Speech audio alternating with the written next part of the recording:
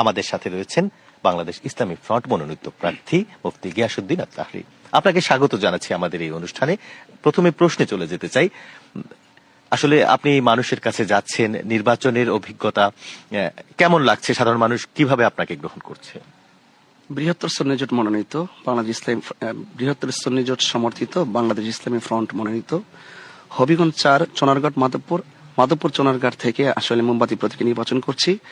সেই প্রেক্ষাপটে মানুষের ধারে ধারে যাচ্ছি, মানুষের ভালোবাসা পাচ্ছি এবং মানুষের যাবতীয় দিক নিয়ে আমি স্বপ্ন দেখছি এবং সেই স্বপ্ন পূরণের লক্ষ্যে মাঠে কাজ করছি। বেশ অভিভূত মনে হচ্ছে।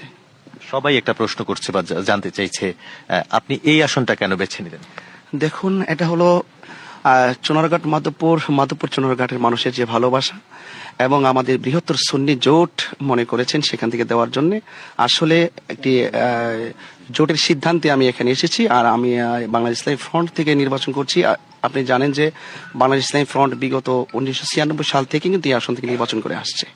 একটা বিষয়, এখানে বৈচিত্র্যময় একটা পরিবেশ রয়েছে আপনার এই আসনে। চা শ্রমিক রয়েছে, ইন্ডাস্ট্রিয়াল এরিয়া রয়েছে, পর্যটনের একটা সম্ভাবনা রয়েছে।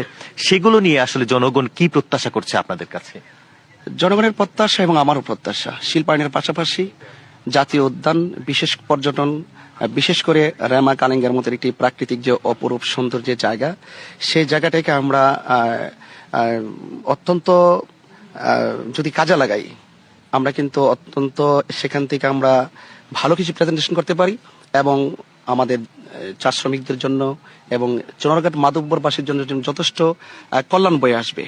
আমরা মনে করি যে শিল্পায়নের পাশাপাশি আমাদের এই প্রাকৃতিক শিল্প যে জাতীয় উদ্যান রয়েছে সেখান থেকে অনেক বড় ধরনের সম্ভাবনা রয়েছে, সেটাকে কাজে লাগাতে চাই।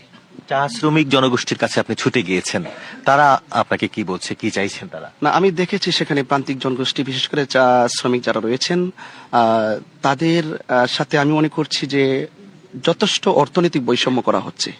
তাদের যোগাযোগের বিচ্ছিন্নতা রয়েছে এবং তাদের যে চাহিদা, সেই চাহিদার ভিত্তিতে কিছুই তারা পাচ্ছে না।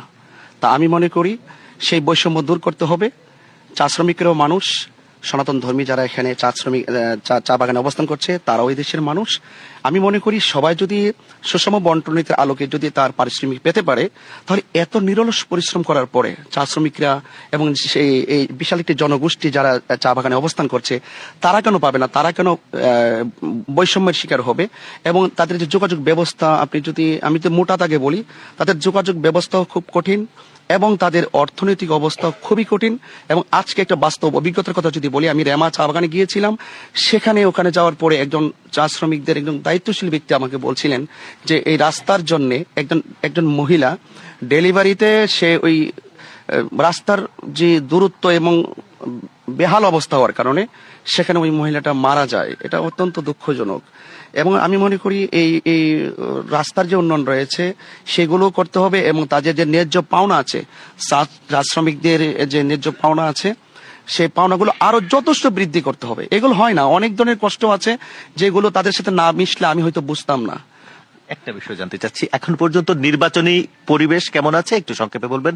সার্বিক পরিস্থিতি, নির্বাচনের পরিস্থিতি যার যা জায়গা থেকে প্রচার প্রসার করছে। আমি যদি ব্যক্তিগতভাবে বলতে চাই, অবশ্যই বলতে চাই যে বিগত পরশুদিন একটা ঘটনা যদি বলতে চাই, আমি দেখেছি যে আমাদের যে মোমবাতি সমর্থক যারা রয়েছেন তাদের মধ্যে একজন সমর্থকের সাদা ড্রেস পরিহিত অবস্থায়, কোনো ইউনিফর্ম ছাড়া, কোনো অস্ত্র ছাড়া এবং তার কোনো ড্রেস ছাড়া তাকে ওখান থেকে থানার লোকেশন দিয়ে ধরে নিয়ে আসার জন্য তারা গিয়েছিল। তো এলাকাবাসী তার কাছে অনেক কিছু জিজ্ঞাসা করার পরে সে যথাযথ জবাব দিতে পারে নাই।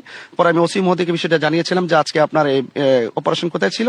তিনি আমাকে বলেছিলেন যে রানীগড় দিকে অপারেশন ছিল, বাট যেখানে সমস্যাটা হয়েছে সেখানে কোনো অপারেশন ছিল না। তাহলে ওরা কারা যে সাদা ড্রেস পরে আমাদের সমর্থনকারীকে তুলে আনার জন্য হুমকি দেওয়া, মামলা করা, এই যে করা হচ্ছে? আমি মনে করছি প্রশাসনের চোখে ফাঁকি দিয়ে এক শ্রেণীর লোক এখানে হয়তো বা কোনো না কোনো ভাবে বিভিন্ন ডিস্টার্ব করছে। এগুলো কিন্তু খেয়াল করা, আমি একটু ফিল করছি যে মনে হচ্ছে ডিস্টার্ব হচ্ছে। আপনাকে অনেক ধন্যবাদ আমাদের সাথে যুক্ত হওয়ার জন্য। দর্শক, CSRM ডিবিসি ইলেকশন এক্সপ্রেস আজ ছিল হবিগঞ্জ 3 এবং 4 আসনে। সবাই ভালো থাকবেন, ডিবিসি নিউজের সাথেই থাকবেন।